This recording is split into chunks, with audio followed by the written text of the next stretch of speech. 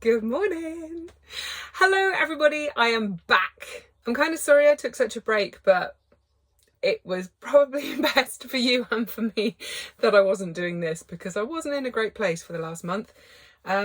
But I'm back. I feel great. I'm starting to feel physically much better too. I'll explain all of that later. It's nothing serious at all. It's just that because I wasn't feeling 100%, I had zero creativity. I had zero interest in anything. If I'm honest, I think I slept and watched YouTube and Netflix for the last month. But I'm back. Anyway, also apologies for this whole bouncy camera situation. I usually film on my phone and I have a Polar Pro clamp, which is fantastic, but it's broken. And I haven't had it for very long, so I'm a little bit miffed because it wasn't cheap. So I'm now filming this on my iPad. So sorry about that. It's quite bouncy. Obviously, I'm in the van. Oh, this is my new map that I never actually showed you in a video. So we've got the map of my beloved Cornwall in the van, which is really lovely. So I thought I'd put this there, and it's just every time I move or the van moves, it's wobbling.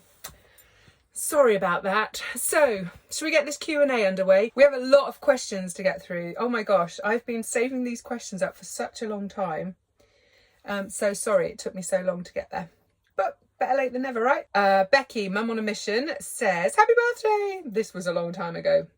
What are your hopes and fears for life on the road in a van? And then she also says, if that's too deep, have you got a route planned for the big adventure? So hopes and fears. Hopes are that Johnny and I still like each other after a few weeks of living in a van together and working together. I think that's a legit concern. Hopes that we both want the same thing out of living on the road, because obviously until we're actually on the road, I guess it's kind of hard to know exactly what that might be for both of us. And also definitely that the business can actually keep us afloat in terms of feeding us and paying for everything with a van and everything, because Johnny will be working with me. So I'm hoping that from a financial point of view, we can make it work. Fears for life on the road. I'm guessing the same as anyone that's about to move into any kind of vehicle and live on the road is, I hope no one nicks it. I hope it doesn't break down and we can't sleep in it for any reason. I hope we're not in a crash. Security wise, I feel pretty safe. I'm with Johnny. He's a big strapping fella. He's going to look after me. It's really, if I'm honest, it's only answering this question that I've actually thought about this. The only fears I have are about the physical possessions side of things, not my personal safety. That's really interesting, isn't it? Because every material possession can be insured and or replaced, so they don't really matter, do they? Nice one, Becky. Thank you for putting those fears to bed. Lee wanted to know in an email, he said, question for your Q&A. If you and Johnny had to leave the camper vans behind and go on a foreign holiday, where would you both choose to go and what activities would you do when you got there? My answer to that, you'd have to ask Johnny what his answer is, but my answer would be, I would like for us both to go to Canada and get in a canoe and then paddle for a month. That's just, for years, that's been my bucket list, top of my bucket list. Just to canoe and just to catch fish and cook them on a fire and hopefully not meet too many bears close up and stuff. But yeah, that'd be amazing. Just wilderness and no people. That would be lush.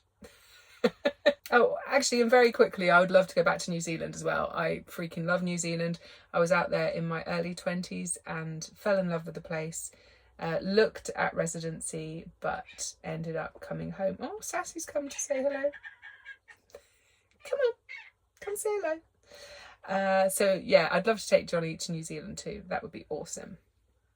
Lynette, 2 questions. How did you get involved with the retreat centre? Lynette, I think I answered that in the retreat video. And will you keep up your acupuncture certification? And congratulations on your retirement. Oh, thank you very much, Lynette. No, I'm not going to keep up my acupuncture certification or my insurance. I will no longer be an acupuncturist when I leave my little hospital job.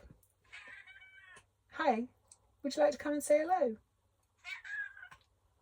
Dilly Hopper, not sure if you've been asked this before, but how do you keep your hair looking so fabulous whilst camping? My hair is the same and I can't even control it at home. There is no control with curly hair, is there? Today is not actually a bad day, if I'm honest. How do I make it look so fabulous? Honestly, I don't. Next week's video, Johnny and I have just got back from a festival called the Wilderness Gathering, and every day it was either misty or raining, and every day you just see my hair getting bigger and bigger, and do you know what, I just went with it. I found it hilarious. It went looked okay on day one, kind of like this, but yeah, by the end of it, boofy hair, proper boofy. Yeah, curly girl method. Cut layers in if you don't have them, so you haven't got the triangle thing going on, and product. That's it, really. Actually, while we're talking about hair, nobody's asked me this because you lot have been very, very polite. But some of you must be wondering what the hell is going on with this whole car crash situation here. So I stopped dyeing my hair in February. That was the last time I dyed it. I'm done with it. I don't want to be dyeing my hair anymore. And it's actually getting there now. I think because I didn't really look in a mirror for the last month, I kind of looked at it yesterday and went, wow, it's actually grown out quite a lot. I stopped dyeing my hair in February. And the reason that I did that was because I knew we were going to be moving into a van. I didn't want to be on a beach in Morocco. Will you come and say hello? You're being very rude. She's got cobwebs in her whiskers. Come here. Well, you're being very squeaky and rude. There she is. Is that comfortable? No, Johnny. Ah, there she is. My little sassy cat. Oh, she's just popped. Thanks for that. Oh, it was a whiskers pop. Oof. So, I stopped dyeing my hair because when we're travelling full-time in the van, water is going to be a limited resource. And I didn't want to be on a beach in Morocco and for me to be using a shower there and for the chemicals in the hair dye to be running out and generally running into the sea. I'm done with it. It's crap. When you look at the chemicals on the box, on the back of the box of hair dye, like, it's just poison. It's poison to me probably, and it's definitely poison to the planet, and I'm done with it. My birthday a month ago, I just turned 48, so in 2 years I'm going to be 50, and I'm all right with going grey. Like, how cool is that? I've got a badger stripe here. I'm loving this bit, but I'm all right. I don't mind aging. I have no problem with it. So, yeah.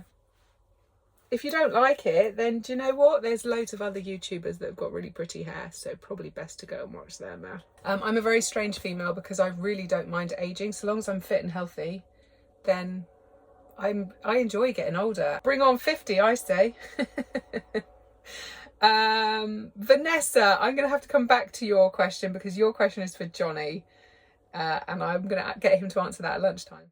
Okay, we've got a question for Johnny, and this is from Vanessa. Vanessa is Johnny's boss. So let me turn the camera around and see what his answer is. So Vanessa wants to know what your favourite job on the farm is and why.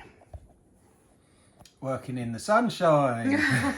Which you've definitely got today, right? It's gorgeous lovely, out there. Yeah. So any job in the sunshine? Probably my favourite job on the whole farm is repairing the old dry stone walls in the sunshine. In the sunshine. Yeah, because then I've got my music playing and it's work I enjoy doing, and yeah, that really. But I love all the variety. If I'd done walling all every day, then that would probably be boring. Yeah, true. So variety is the spice of life. What about in bad weather? What's your favourite job in bad weather? Staying in bed. Matt from the Shires, lovely video, lovely lady. Oh, cheers, Matt. What are your plans with the new van? Do you have a tour planned? And what happens with your farm while you're on the road? Well, first of all, it's not my farm. It's my mum's farm, my mum and dad's farm. We lost dad 8-9 years ago. I've lived here on this farm on and off since I was 4. It's a very lucky girl. So nothing happens from the farm from that point of view. Sassy Cat will be going to live with my mommy, which she doesn't know yet. And she's not going to like because mum's got another cat called Tinker, who's a little sod. And Sassy's a bit of a princess, so... But she's going to be loved, she's going to be fed, she's going to be safe. And the cat is my biggest reason that I could not go on a road trip. And as much as I love her, she's not a big enough reason for me not to go. There's adventures to be had. If I could take her with me, I would, but she would not be living her best life if she lived in a van on the road. Just taking her 3 miles to the vets. it's not good. What were the other ones? What are your plans with the new van?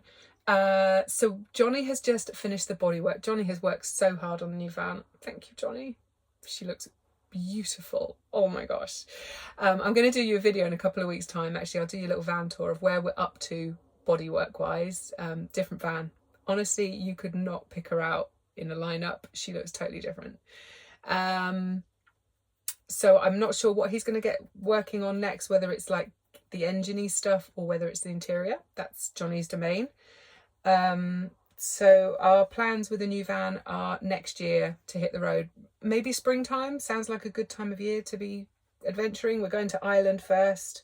Oh, that's the other question, wasn't it? Do you have a tour planned? So we're not putting any pressure on ourselves. We are, when the van is ready, when we're ready, we're going to go to Ireland and we're going to go for a month.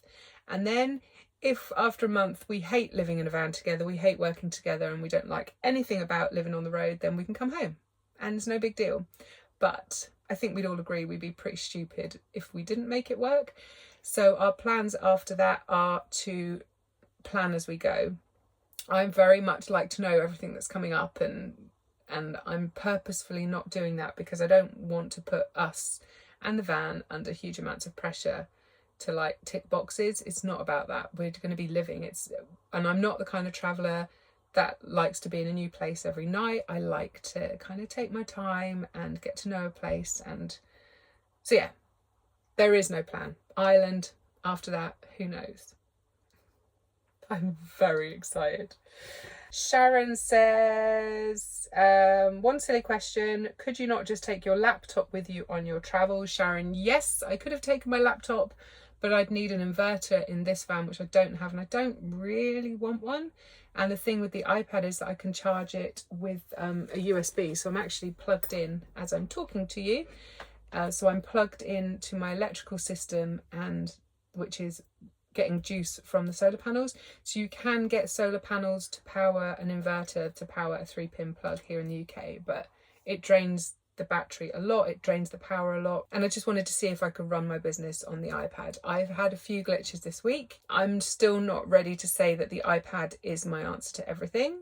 I waste so much trying to work out how to do something on there, and like with the PC, everything was really systemized, and I've been, I've been making videos and I've been editing photos and I've been creating documents for years on a PC.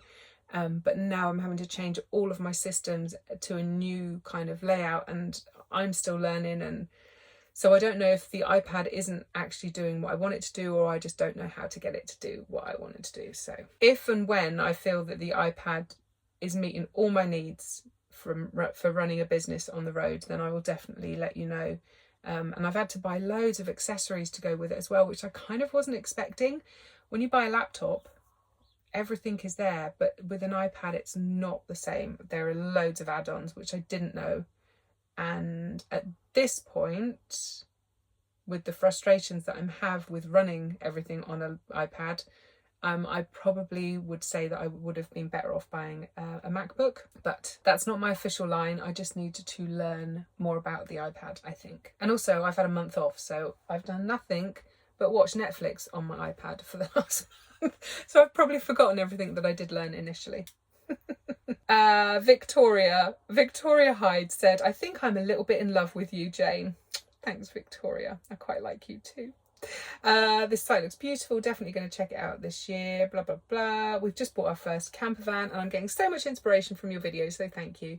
Do you have a 5G SIM on the iPad? No, I went with just the Wi-Fi one because I used to have an iPad years ago that had the 3G, it was then, capabilities, but I don't need that because I use my phone currently as a hotspot for running the iPad. I won't be doing this when we're full-time in the new van. We're going to have to set up some kind of mobile Wi-Fi system in the van because my phone can overheat quite easily if I'm using it for a long period of time.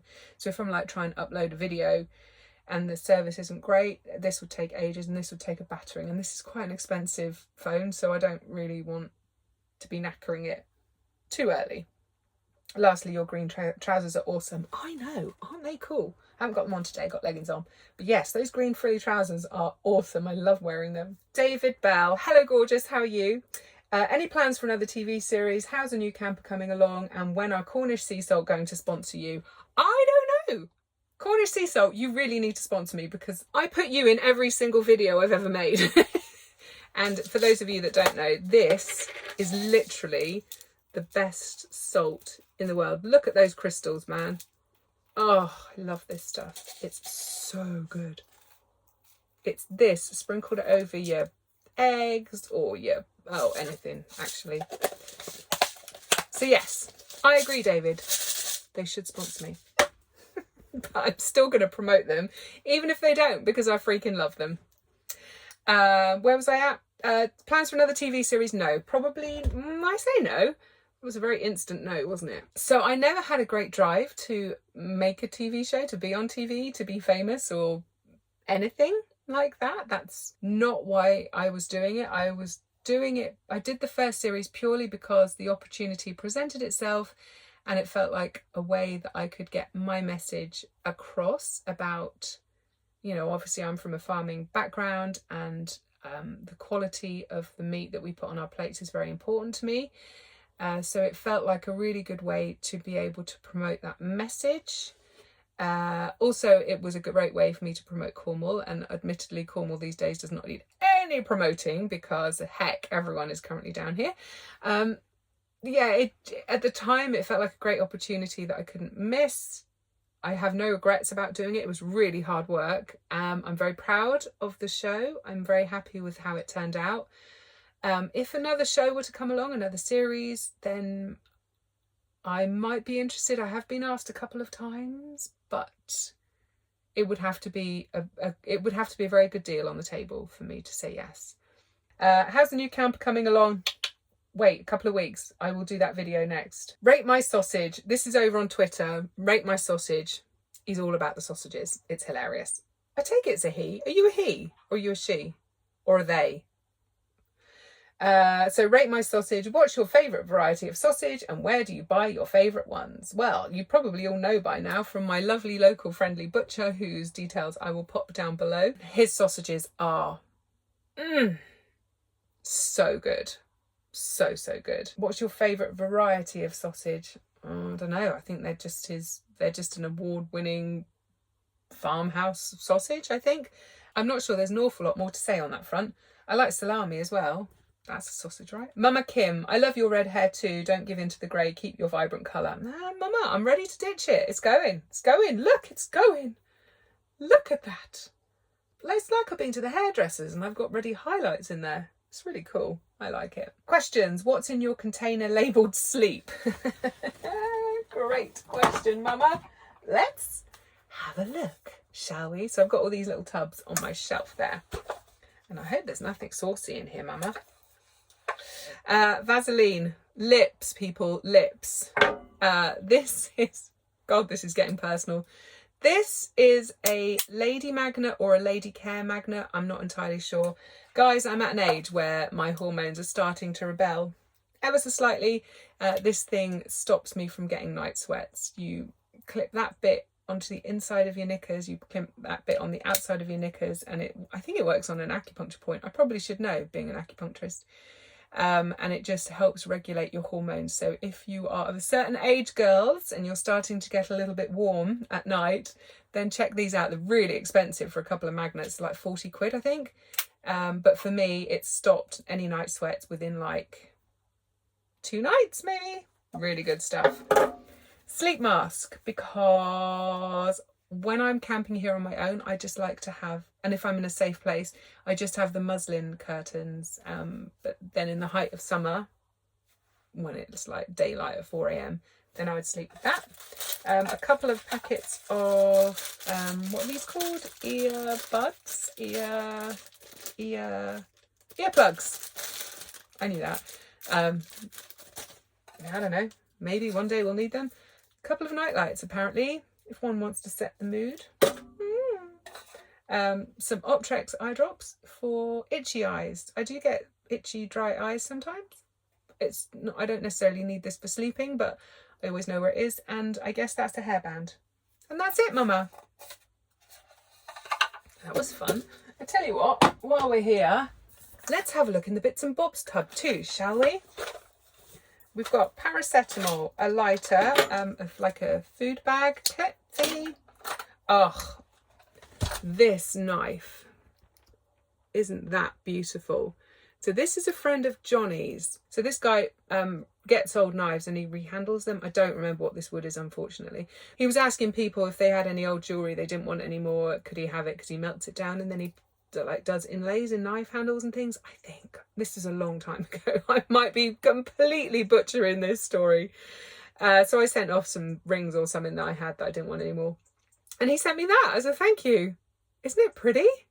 The obligatory Volkswagen lighter that a friend of mine bought me. Thank you, Linny Lula. Oh, this is fun. I had this idea years ago. I'm going to finish this for the new van. It's going to be a compass dice. So like it's got a W on there and an S for south and east and north. When you don't know where you're going to go next, you roll the dice and then you just go west or go whatever. I'm going to finish that. Some batteries, a little sewing kit that I put together, just with some basics in. Very importantly, 2 birthday candles and the little cuppy holders, because you never know. You just never know. Oh, a piece of, I think I picked this up in Shetland, and apparently that glittery stuff in it is called mica, which is kind of cool. I think they use that in makeup. Don't know. And a gigantic safety pin. That should probably be in the sewing box. Oh, what's in your container labelled sleep? How are you powering your fridge from the solar panel to the battery under the seat that I'm sitting on? If you had a portable battery like a Jackery, you could plug your laptop into that. Yes, I did think about that. But in this van, I'm quite limited on space and I'm quite averse to having lots of gear, like lots of techie gear. It kind of gives me anxiety. So the less I have, the more minimal I can keep my life, the less stress and anxiety I have. I know I'm weird. It's just the way I'm built. Anyway, Atara Rogers, happy birthday. Thanks for helping us all through lockdown with your farm life vlogs. Oh, thank you. They were fun, huh? That was fun. Have you visited the Lost Gardens of Heligan before? I can't wait to visit Cornwall someday. Yes, I have. And my mum actually has a lifetime membership to the Lost Gardens of Heligan because we love it so much. Which reminds me, I haven't taken my mum there since before COVID, so we will have to go there. Definitely worth a visit. Come down to Cornwall, it's beautiful, and the kids will be back in school soon, so it'll start to calm down just a little bit. Come down and visit the Lost Gardens. It's so pretty. For those of you that have never heard about the Lost Gardens of Heligan before, it's an old estate, like a fancy house estate. And in the war, all the boys, all the gardeners, all the farm hands went off to war, and there was nobody there to look after the gardens, so they just got overgrown. And the person that used to own the property back in the day would travel the world and bring home exotic plants and things, and gardening was their thing. So there's acres and acres of beautiful gardens that have just been left to become jungle, basically. And then, I don't know, 20-30 years ago, this team went into this old garden and they just stripped out all the brambles and got rid of all the weeds, and they actually found these plants, and they've kind of brought it back to life, but it's got this real magical slant because it was lost for so long, that these trees and plants have just, they're insane. It's massive. It's a beautiful place. If you come to Cornwall, even if you're not interested in gardens and gardening and stuff, it's worth a visit. It's such a pretty place. Nathan, favourite place to visit in Cornwall and why? Dang. Wish I'd given this one some thought. Okay, if you've never come to Cornwall before, I'm going to say, oh, how do you even pick one place? Like, what do you want? A beach or a pasty or the moors? My favourite place. Well, I guess my favourite place in Cornwall is here, right here, in this van, on this bit of grass, on this farm. You know, it's my childhood home. So as much as I love it here, being on the coast in Cornwall, it's where all the tourists visit. So one day when I'm old and rich, I shall buy property inland, up on the moors, up on Bodmin Moors. That's where my heart will be. Deb, what career did you have as a childhood dream? Mermaid? Didn't everyone? And I really want to know your favourite place to buy pasties where you live. If you're coming to southeast Cornwall, which is where we are, There's a little town called Loo, a little old fishing village, Looe. I know it's a ridiculous name. That's just how it is. There's a little tiny little pasty shop there called Sarah's Pasties. And as far as I'm concerned, they are the best pasty on the planet. Best pastry, really good seasoning, really good quality ingredients, really damn tasty. Oh, funny, same question from Penny. Happy birthday, Jane. Now, in your opinion, if you had to have a pasty out, where would you go? Lou Bakery or Sarah's? Penny says, defo gonna say Lou Bakery for cakes. No, I'm a Sarah's pasty girl. Lou Bakery is where I used to get my pasties. I don't mind them. But for me, Sarah's pasties are the best. Jane Foster, where is your best wild camping place? Wild camping in England is not easy.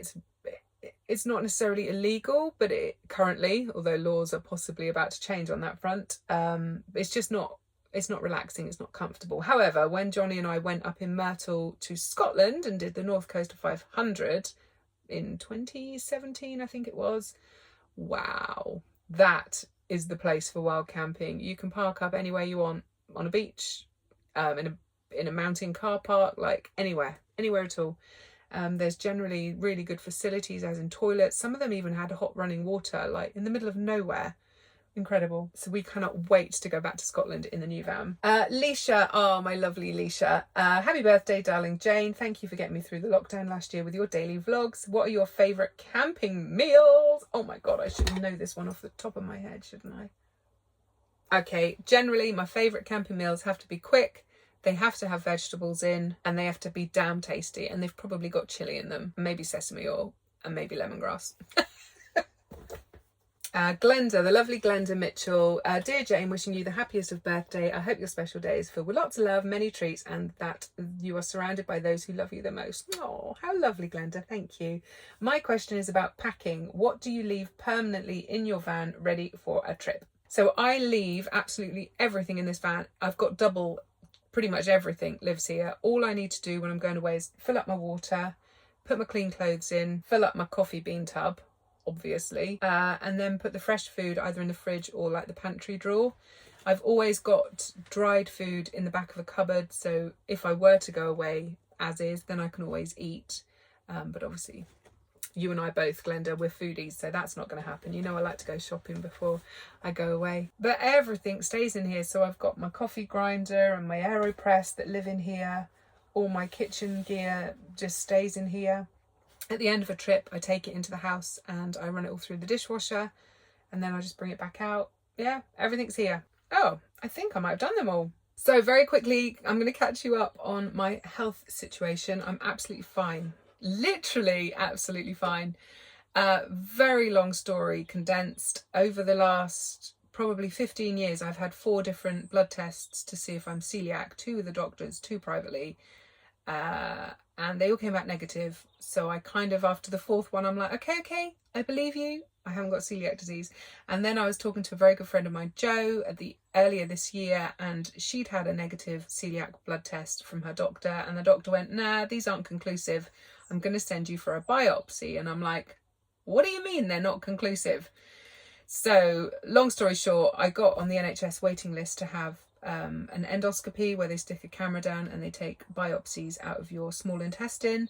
And because of COVID and waiting lists and stuff, I was going to be looking at October or November before I actually got seen, which was fine. You know, if I had celiac disease, I would have lived with it my whole life. So another few months didn't matter. But the problem came because when they do the test, you have to have been eating gluten for a certain amount of time before the procedure. Otherwise, when they take the test, if you take gluten out of your diet, when they take the biopsies, the damage won't show. So that would also be inconclusive. So I was being a complete overachiever when it came to eating gluten. Holy cow, I ate everything in sight: pizza, crumpets, tea cakes, toast, bacon butties, you name it, I was eating it, thinking, like, I have to have this result show. And also there was part of me, I'm not gonna lie, thinking this might be the last pizza I ever eat, so I'm gonna enjoy it. So I was doing this, I was putting on more and more weight, I was feeling like death, I got really, really low, all kinds of symptoms that I haven't really had for a long time, because I was low carb and keto for probably about 3 years on and off. And then when 2020 came around, I just ate whatever I wanted. The weight started going back on. And then with this, knowing that I had to have this test done, I was up in the ante even more, and it was just ridiculous. I was feeling horrible. All my joints were inflamed. My gastro symptoms were just, let's not even go there. I had brain fog. I couldn't string together. It was so weird. I couldn't string together. Like when you make a video, for example, you have to have a set of processes, the same as any job. You've got a series of processes, but my brain couldn't make the connection between all these different processes. It's like I was living a 2D life. It was really weird. Anyway, long story, a little bit shorter. My mum, thank you mum, paid for me to go private. It cost £2,000 for me to go and see a consultant. And then the next week I went in and had the biopsies done. And then I had to wait 2 weeks for the results. So literally within a month of me making the phone call to the private hospital, I had the results in my hand. The results came back negative, which I was so surprised at, but so grateful. As a food writer, recipe developer, food YouTuber, it would have made my life really difficult to then have an autoimmune condition, which means that like the tiniest speck of bread, like a crumb, could trigger an autoimmune response in my body. It would have just made life so difficult for me and for Johnny and our future travels. It wasn't filling me with joy, I have to say. So on the day that I had the endoscopy and the biopsies done, I gave up gluten then anyway. And I've also been on an elimination diet ever since. So I've cut out all sugars, all preservatives, all legumes, all grains, like lots of things for 30 days. It's called the Whole 30. I'll leave a link to the website down below if you're interested. And you just take all of these foods out of your diet for 30 days, which gives your body a chance to go, whoa, okay, thanks for that. And then you start reintroducing each food group slowly at the end of the 30 days. And I've actually hired a health coach to help me through that, the whole process, because my head was a little bit of a mess after all of this. So it'll be interesting to see where I'm actually at with certain foods at the end of it. The consultant said that I have a gluten sensitivity. He actually said a severe gluten sensitivity. So I will probably be gluten-free for life by choice. But I'm not saying that for definite yet, because I'm interested to see if there are any other foods that cause problems, and it might be once I take them out of my diet that maybe my body won't react to the gluten. I don't know. At this point, I don't know. It's all up in the air. Okay, I think we're up to date on all the Q&As. If I didn't get to yours and you still really want to know the answer, or if you have a new question sparked by anything said in this video, just drop it down underneath this video as a comment, and then I'll know to come back here next time I do a Q&A to get them all. I think that's probably the best way to do this. So before I scoot, one quick little message for my mate Hazel. Lovely Hazel, I am so sorry that when you came to Cornwall with mummy and daddy and your sister, that I wasn't able to meet up with you guys. I'm really sorry. I was really looking forward to seeing you all, but I've been a little bit poorly, and I really wasn't up to it. I was kind of struggling, but I'm feeling much better now. So I'm really sorry that we couldn't hang out together. Please forgive me, and do let me know when you come into Cornwall again, and then hopefully we can sit around that campfire and eat marshmallows together, because I missed out on those marshmallows with you, buddy. Anyway, I reckon that's it for today, lovely people. So thank you for hanging out with me. As always, stay safe, keep smiling, and I'll catch up with you next week in a nice little festival video. Yay!